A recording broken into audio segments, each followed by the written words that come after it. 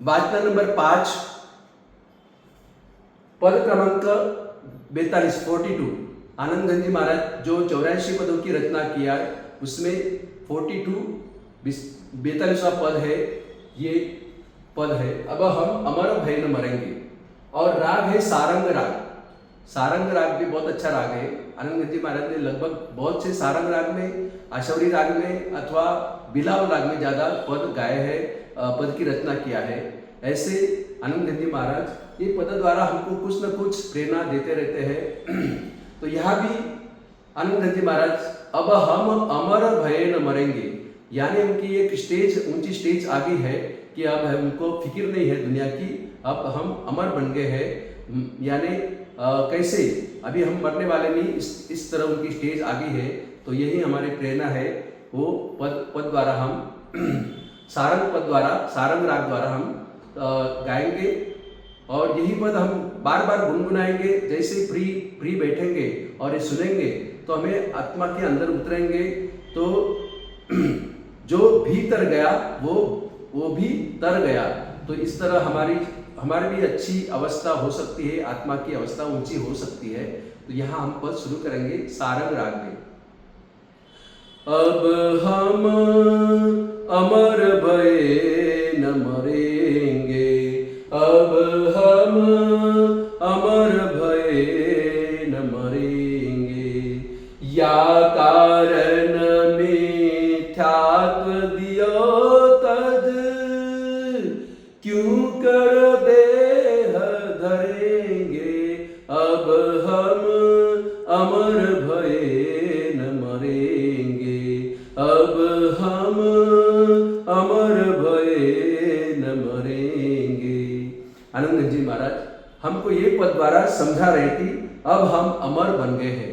अब क्या हो गए, हम अमर बन गए हैं। अब नहीं मरेंगे, अब कभी मरने वाले हम नहीं है, क्योंकि हमने जो मिथ्यात्व का त्याग कर दिया है, हमने मिथ्यात्व का त्याग कर दिया है। अतः ये देह को धारण करने की हमें जरूर नहीं है। ये हमारा आखिर का अवतार है, ये हमारा आखिर का भव है। अभी वापस देह धरने की जरूर नहीं है, क्योंकि अब हम अमर भय और फिर कभी मरने वाले नहीं है।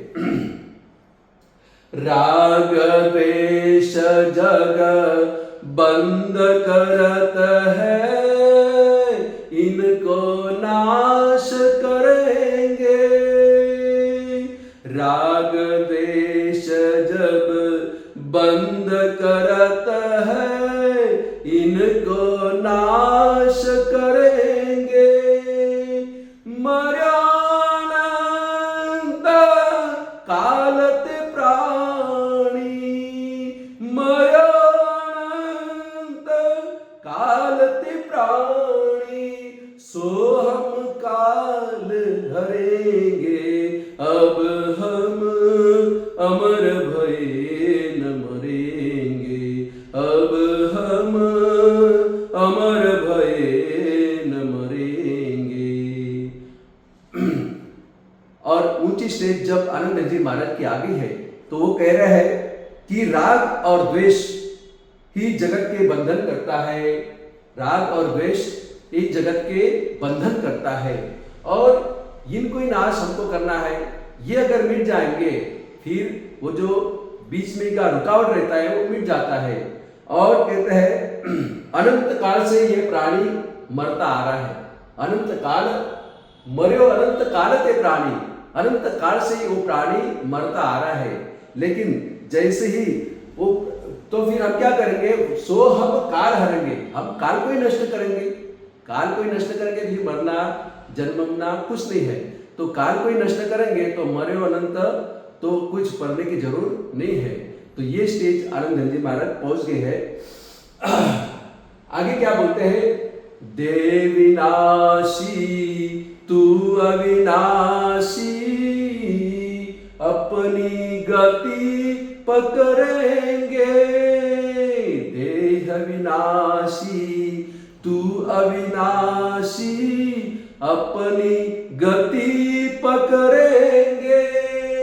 नासी जासी हम थिरवासी, नासी जासी हम थिरवासी, चोखे वे निखरेंगे, अब हम अमर भये न मरेंगे, अब हम अमर भये न मरेंगे।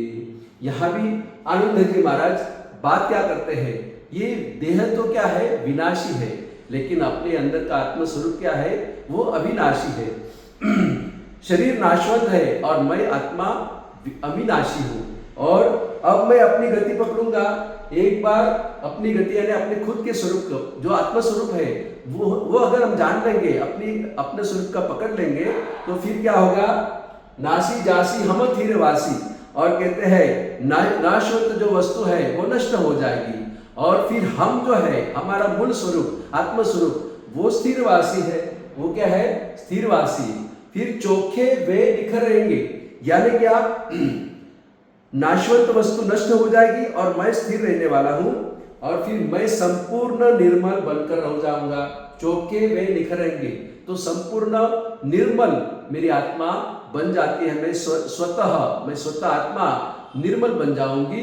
इस तरह आनंद जी महाराज ये अब हम अमर भय न मरेंगे, इस पद में हमको, इस पद द्वारा हमको संदेश दे रहे हैं, इस पद द्वारा हमको प्रेरणा दे रहे हैं कि हम आत्मा है, हम देह नहीं है। भेद ज्ञान हमको समझा रहे आत्मा का और देह का।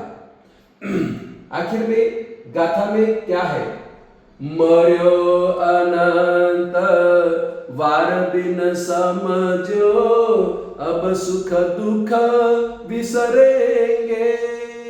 मर्यो अनंत वार बिन समझो, अब सुख दुख विसरेंगे। आनंद घन निकट अक्षर दो, आनंद घन निकट अक्षर दो, नहीं समरे सो मरेंगे, अब हम अमर भये न मरेंगे, अब हम अमर भये न मरेंगे।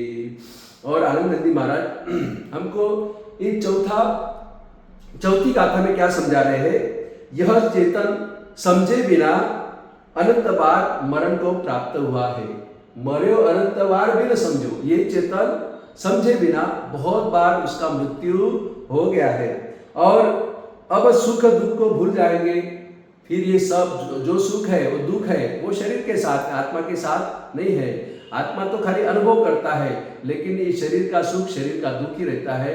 तो ये सब सुख दुख विसर जाएंगे, और कहते हैं हे आनंद घन स्वरूप चेतन स्वरूप आत्मा, आनंद घन निकट अक्षर दो।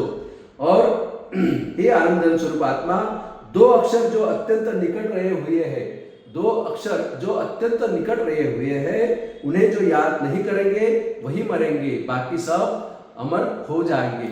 इस तरह ये दो कौन से दो अक्षर, जैसे हम क ख ग घ य बोलते, च छ ज झ य बोलते, फिर ट ठ ड ढ न बोलते, फिर त थ द ध न बोलते, य र ल व श श स ह, ये पूरे वर्णमाला में ऐसे कौन से दो अक्षर है कि जो नजीक है, निकट मतलब नजीक है, और उसमें गहन अर्थ है। तो ऐसे दो अक्षर दो है। एक है हंस, जो आत्मा का प्रतीक है, जो हंसलो उड़ी गयो मतलब प्राण पंखी उड़ी गयो, यानी जीव निकल गया शरीर, तो शरीर शब्द बन जाता है। अथवा वो हंस, अथवा दूसरा शब्द है शिव, तो श मिंडा वाला श और वो भी नजीक नजीक है। ह और स के बाद में ह आता है, तो वो भी नजीक है। हंस यानी आत्मा लेना, अथवा शिव यानी मोक्ष लेना। तो ये मोक्ष का जो स्वरूप समझ में आएंगे, अथवा उनको स्मरण करेंगे, अथवा जो हंस यानी आत्मा का स्वरूप उनका स्मरण करेंगे, वही जिंदा रहेंगे, वही मरने वाले नहीं है, बाकी सब मरने वाले हैं। नहीं समरे सो मरेंगे, जो ये स्मरण नहीं करेंगे, आत्मा स्वरूप को स्मरण नहीं करेंगे, अथवा शिव को यानी मोक्ष को स्मरण नहीं करेंगे, वो तो मरने वाले हैं और इस संसार में रकट पट्टी करने वाले हैं। यही आनंद जी महाराज की खूबी है, यही विशेषता है।